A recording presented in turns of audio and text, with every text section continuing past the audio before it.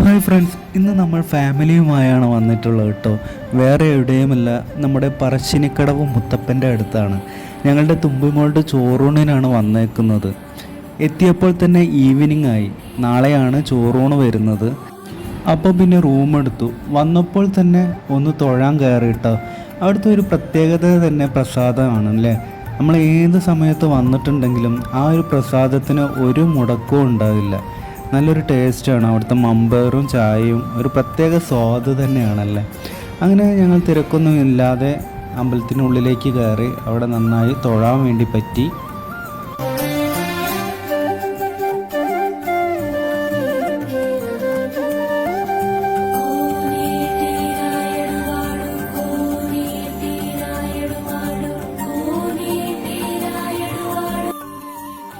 നമ്മുടെ ചിക്കൂട്ടന് വരാൻ തീരെ ഇൻട്രസ്റ്റ് ഉണ്ടായിരുന്നില്ലായിരുന്നു കേട്ടോ. പിന്നെ കളിപ്പാട്ടം വാങ്ങുമെന്ന് പറഞ്ഞപ്പോൾ ഓടിച്ചാടി വന്നതാണ്. എന്നാലും കുറേ കടകളിലൊക്കെ കയറി ഇറങ്ങി അവന് ഇഷ്ടപ്പെട്ട ഓരോന്ന് വാങ്ങിച്ചു. അതിനൊക്കെ തന്നെ അവിടെ നല്ല വിലയായിരുന്നു കേട്ടോ.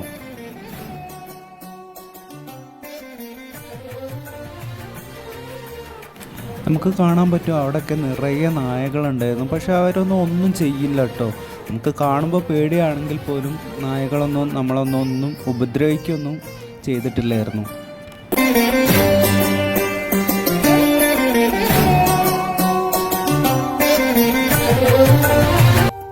രാവിലെ തന്നെ മുത്തപ്പനെ കാണാൻ വേണ്ടിയിട്ട് അമ്പലത്തിലേക്ക് പുറപ്പെട്ടു.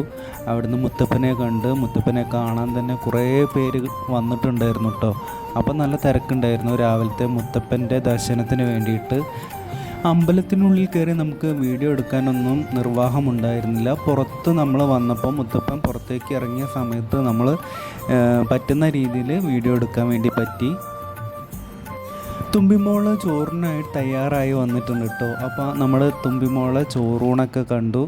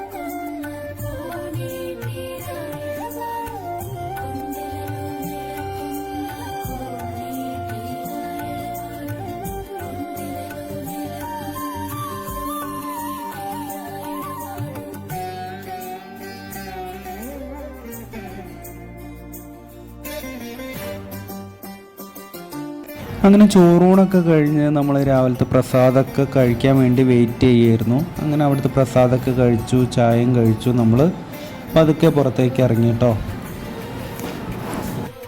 പിന്നെ ഞങ്ങൾ തൊട്ടടുത്തുള്ള ഒരു സ്നേക്ക് പാർക്കിലേക്കാണ് പോയത്. മുത്തപ്പൻകാവിൽ വന്നാൽ അവിടെയൊക്കെ ഒന്ന് പോകാറുണ്ട്. കുട്ടികൾക്കൊന്ന് എൻജോയ് ചെയ്യാൻ പറ്റിയ ഒരു സ്ഥലം തന്നെയാണ് കേട്ടോ. നല്ലൊരു അന്തരീക്ഷമാണ്, നല്ലൊരു രസമാണ് അവിടെ പോയിട്ടുണ്ടെങ്കിൽ.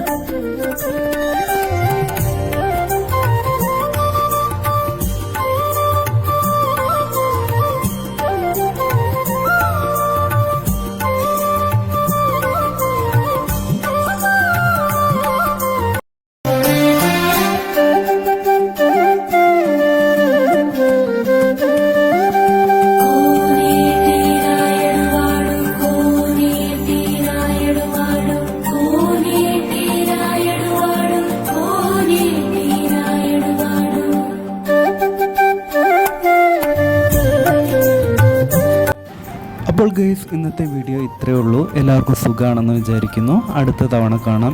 Good bye.